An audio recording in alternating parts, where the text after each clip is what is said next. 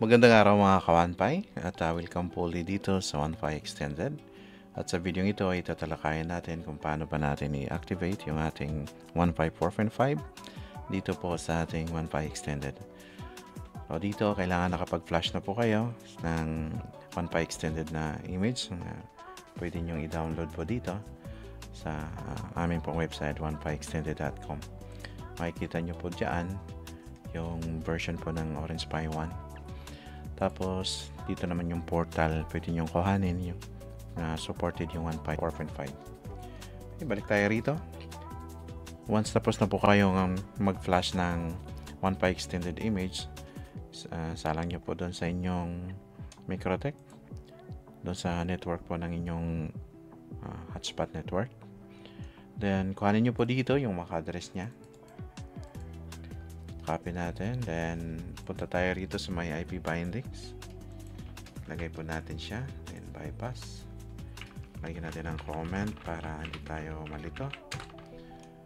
Okay, copyan natin to para may lagay din natin dito sa may walled garden IP list yung destination address, kung ano yung binigay niya ni Microtech sa kanya, itong 10.0.0.7.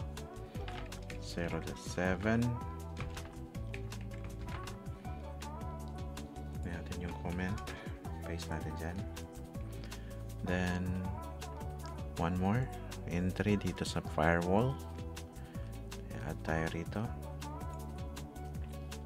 lagay tayo ng input and then source address 10.0.0.7, then comment, lagyan din natin 1Pi, ay mali pala, 1Pi extended, yan, and then click OK. Drag natin sa taas, then pwede na natin siya i-access dito. Access natin siya dyan. Okay, dito paste natin, and then port 8080, lagyan nyo po ng ganun. Yan, lagyan tayo, admin lang yan by default. Ganyan yan pagka bago siyang connected at bagong open nyo pa. Click natin yung setting kagad, then punta tayo rito sa may Microtech account, yung hotspot network natin, tapos yung Microtech username and password. Okay, yan. Click natin yung setting, then restart natin yung 1Pi extended. Pagkatapos nun ay magpa-flash na lang din ako para makita nyo po kung paano natin i-set up yung 1Pi 4.5. Sa ngayon po ay yung available ay yung wireless base pa lang po. Okay, click lang natin yan habang nagre-restart yung ating Orange Pi COM3, then browse natin ito yung file 1 click natin yung yes, wipe all data, click natin yung flash na Demco. Yan. O, tingnan natin dito kung nakabalik na yung ating 1Pi extended. Ito sa logs makikita naman natin, ayan nakalagay 1Pi extended version 132 is now running. So try natin ulit kung nandyan na siya, refresh habang nagpa-flash tayo rito para multitasking tayo. Ngayon dito pangalawang bin na tayo, click lang natin tong no, and then dito sa may offset address 2, baguhin din natin dito sa may flash file, gawin natin 2, then flash na Demco ulit. So ngayon nakaka-access na po tayo rito, balik sa ating 1Pi extended, login ulit tayo. Okay, connected na siya sa ating Microtech. Ngayon, dito tayo sa setting ulit. Balik tayo, then punta tayo rito sa may vendor. Set up natin yung ating mga option dito. Kung multi-vendor tayo, enable natin to. And then, yung ating option naman sa multi-vendor, yung dito sa atin, ay select ko muna dito sa auto-select vendor. Yung default vendor, wala pa tayong vendor, kaya wala pa yan.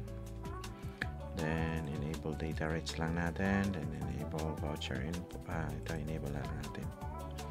Enable din natin to. Click save changes. Okay. Balikan ulit natin yung flash natin. Yan, tapos na. So ngayon, setup na natin. Ito, click natin to dito. Ito na siya. On-Fi setup. Click lang natin yung connect. Pagka ganito, connected tayo sa internet, hindi tayo mariredirect kagad doon sa kanyang Wi-Fi portal na setting. I-click natin itong open browser and connect. Hindi tayo ma-redirect doon sa setting na yan. Tapos, pwede natin tingnan yung kanyang IP dito. Command prompt lang, then IP config.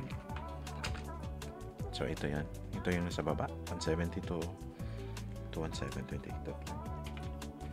Copy lang natin, then paste natin dito.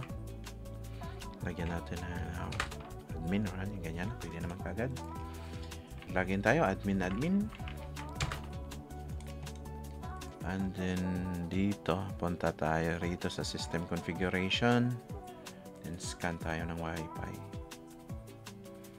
So, ito yung SSID na nilagay ko ron sa Hoplite ko. Tapos dito na yung mga bagong setting dito. Punta po kayo rito sa may server mode. Huwag niyo pong kalimutan na iset po ito sa Wi-Fi extended server natin.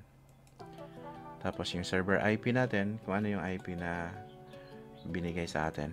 Ito yung 10.0.0.7. Recommended po na static po natin yan. Static natin yan. Then pangalanan natin. Ating Wi-Fi extended. So yan. So, kung ano yung IP dyan, yun din yung ilalagay natin doon. Copy ko lang to. So, paste natin dito. Okay, so yung admin, bahala na kayo dyan. Marunong naman kayo na dyan. Tapos dito, yung importante din na i-set up natin, dito yung API. So, set up ko lang dito as Red Fox. Ito yung auto reboot. Lagay ko lang sa 30. Click natin tong save. Okay. And then, balik tayo sa ating Wi-Fi extended. Dito. Punta tayo rito sa may Vendos. I-add na natin siya. Tingnan ulit natin kung ano yung IP na binigay sa kanya. Ito yun. 10.0.0.5. So, puntahan natin ulit. Balik tayo. Click lang natin tong add vendor. Then, set up natin kung anong profile yung vendor na yan. Lagay ko lang dito sa default. Yung API kanina, yung Red Fox, dito ko ilagay. Yung sinet up natin dito. So, ito, Red Fox na to. Ito. Diyan ko ilagay. So, vendor name, ilagay ko lang siguro muna main. Tapos dito, pili natin yung 5. Okay, click natin tong save. Ayan, nakalagay ka agad dyan. Connected. Set up natin siya. Click natin siya dito. Meron dito ang setting. Click natin. Yan, nandiyan naman na. Dito merong additional setting like sa point system. Kung ilang % doon sa hinulog ni customer yung magiging niya, yung kibali mababalik sa kanya yung as point. Lagyan lang natin 10% muna dito. Tapos, yung maximum, lagyan natin sa 3. And then, ito, lagyan natin sa 10.0.0.1. Sa interface, set natin, Wi-Fi interface lang yun. Nasa bridge lang kasi yun. Tapos, auto login. Enable ko lang to. Disable lang yung iba. Option. Muna. Click natin itong token. Punta tayo rito sa website ng Wi-Fi extended. Sa bagong registered na mga account ay meron pong 90 pesos worth na token. So, pwede nyo pong gamitin yan. Ito sa akin, meron akong 3. Then, gamitin ko itong pinakauna. Balik tayo kay Wi-Fi extended. Then, paste lang natin siya. Pwede naman dito. Meron naman dito siya. link. Okay, yan. Activated na yung benda na yan. Pwede na tayong mag-try maghulog. Ito yung portal, which is available din po yan. You can download it from yung Wi-Fi extended din po. Ito yung hotspot. Dito sa setting ng portal, ang babaguhin nyo lang po dito itong config.js. Dito. Kung ano po yung address ng inyong Wi-Fi extended, yun po yung ilalagay ninyo dito. Yung sa ating kanina is 10.0.0.7. Okay. Yun lang po. At i-save nyo lang po dito kagad. Tapos drop na natin doon. Copy ko na lang. Since applied naman yun. Paste natin dito. Ayan, tapos na siya. Dito, try na natin. 10.0.0.1. So, ayan na siya.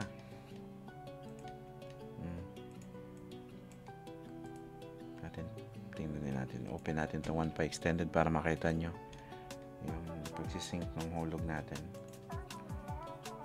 Ayan. Click natin itong insert coin. Oh, ganun lang.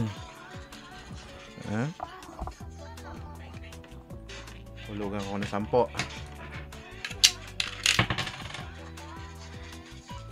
Oh, yan. Click done.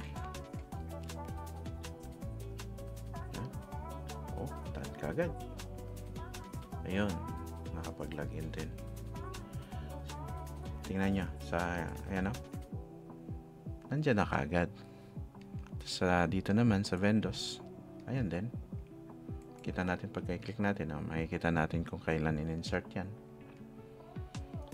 Yung promo rates naman, you can directly change here. Ano yung setting nyo dyan. Yun lang po yun. Yun na po at magandang araw po sa ating lahat.